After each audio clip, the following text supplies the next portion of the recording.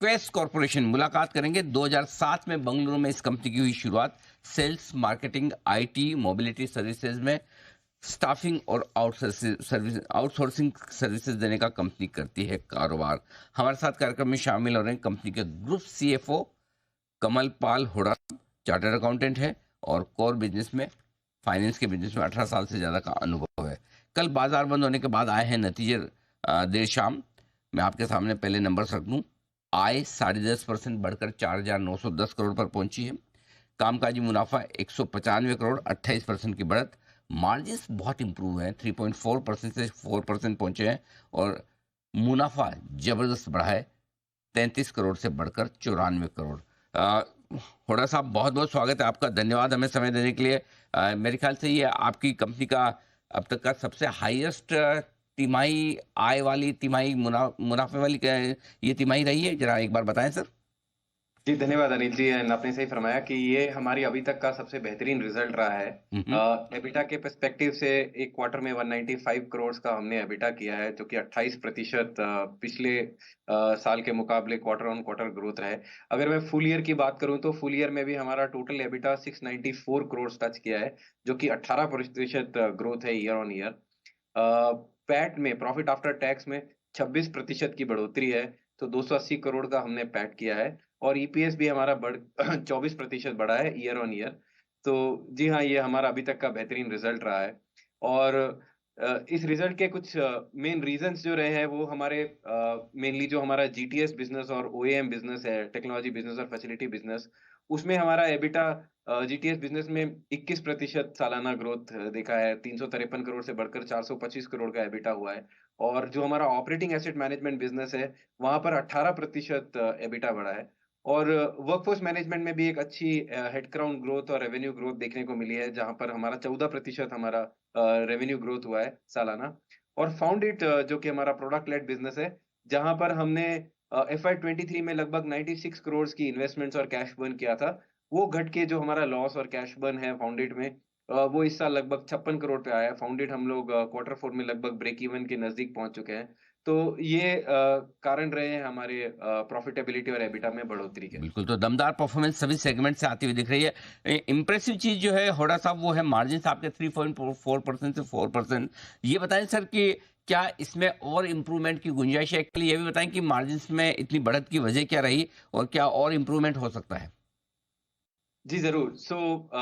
वजह मैंने अभी जैसे 3-4 रीज़न्स मेंशन किए। जो हमारा जीटीएस बिज़नेस है, वो हमारा हाईएस्ट मार्जिन बिज़नेस है। लगभग क्वार्टर 4 में हमने 18.6% मार्जिन टच किया है उस बिज़नेस में। और ये बिज़नेस में हमने despite a revenue growth of 8%, EBITDA growth 21% touch करी है।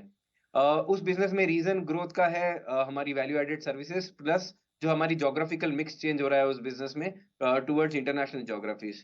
अगर हम ऑपरेटिंग एसेट मैनेजमेंट बिजनेस की बात करें तो वहां पर भी अच्छी मार्जिन में बढ़ोतरी हुई है। और वहां पर हमारे काफी प्रोडक्टिविटी इंप्रूवमेंट स्टेप्स जो हमने लिए हैं, जो हम पिछले 1 डेढ़ साल से काम कर रहे हैं हमारे ऑपरेटिंग एसेट मैनेजमेंट और वर्कफोर्स मैनेजमेंट बिजनेस में, ये उसके नतीजे हैं कि मार्जिन बढ़े हैं। सो जैसा कि आपने बताया आपके श्रोताओं को कि 4%, 4% मार्जिन हम ऑलरेडी टच कर चुके हैं। फ्यूचर में देखिए, जो हमारा बिजनेस है, एक लार्ज पार्ट ऑफ हमारा बिजनेस जो है वो हमारी इकोनॉमिक इंडियन इकोनॉमी की जो स्ट्रेंथ है, ग्रोथ स्ट्रेंथ है, वहाँ पर जो इंफ्रास्ट्रक्चर और मैन्युफैक्चरिंग में जो इन्वेस्टमेंट्स होने वाली है, उस पर निर्भर है। और क्योंकि हमारा जो बिज़नेस है, वो लगभग इंडियन इकोनॉमी की ग्रोथ के साथ लिंक्ड है, large part of our business. तो हमारा ऐसा मानना है कि इन सेक्टर्स में अगर इन्वेस्टमेंट होती है, तो ये एम्प्लॉयमेंट इंसेंटिव्स इंटेंसिव सेक्टर्स हैं।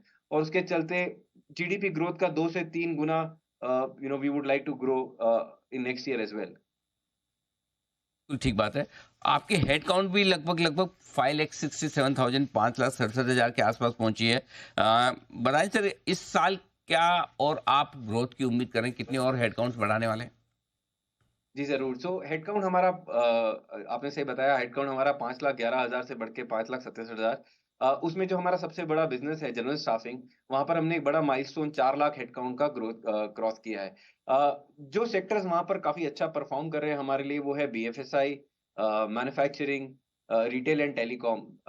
इस बिज़नेस में हम लोगों ने एक वर्टिकलाइज़ेशन की अप्रोच लगाई है पिछले साल भर में, और उसके रिज़ल्ट्स हमको देखने को मिले हैं। और हमारे लगभग 3 वर्टिकल्स जो हैं रिटेल, मैन्युफैक्चरिंग और टेलीकॉम, ये 50,000 हेडकाउंट से इन एक्सेस हैं अभी हमारे लिए, और बीएफएसआई में 1,20,000 से ज़्यादा हेडकाउंट है हमारे पास। सो ये चारों ही सेक्टर्स जो हैं वो आज की डेट में अच्छा परफ़ॉर्म कर रहे हैं। और जैसा कि एक्सपेक्टेशन है कि there are lot of investments in each of these sectors, जो गवर्नमेंट ने प्रोजेक्ट किया है अपने पिछले बजट में। एंड हम मान के चल रहे हैं कि ये सारे फैक्टर्स वापस रीइंफोर्स होंगे पोस्ट द इलेक्शन रिजल्ट्स। सो जैसे-जैसे इन सेक्टर्स में इन्वेस्टमेंट्स आएगी, हेडकाउंट ग्रोथ इन चारों सेक्टर्स में हम काफ़ी बुलिश हैं कि अगले साल में भी हमें सिमिलर ट्रैजेक्टरी देखने को मिलेगी। और होड़ा साहब, एक बार फिर से आपसे कंफर्म करना चाहता हूँ कि जो फाउंडिट आपने खरीदी थी कंपनी, आप कह रहे हैं कैश बर्न काफ़ी कम हो गया। क्या अगली तिमाही से ये प्रॉफिटेबल हो जाएगा? जी हाँ, देखिए हमने एफआई 23 में लगभग 96 करोड़ 96 करोड़ बर्न किया था फाउंडेड में, वो घट के और 56 करोड़ हो गया एफआई 24 में। हमारा अंदाज़ा है कि एफआई 24 से एफआई 25 में ये 56 करोड़ लगभग ज़ीरो के बराबर पहुँच जाने चाहिए, बिकॉज़ क्वार्टर 4 में ही हम लगभग 4 करोड़ के कैश बर्न पे आ गए। तो ये एक 50 से 55 करोड़ का प्रॉफिटेबिलिटी में इम्प्रूवमेंट और आना चाहिए इस नए वर्ष में पिछले वर्ष के मुकाबले। Perfect sir. होड़ा साहब, बहुत बहुत धन्यवाद आपका हमें समय देने के लिए और विस्तार से बताने के लिए अपने नतीजों के बारे में, और साथ ही आगे का आउटलुक भी। दमदार परफॉर्मेंस रही इस क्वार्टर में भी, इस तिमाही में भी, और इस पूरे साल भी। उम्मीद करते हैं सर वित्त वर्ष 2025 आपके लिए उतना ही मजबूत, इससे बेहतर साबित हो। बहुत बहुत शुभकामनाएं और धन्यवाद एक बार फिर से। धन्यवाद। आइए बढ़ते आगे। तेजस शाह साहब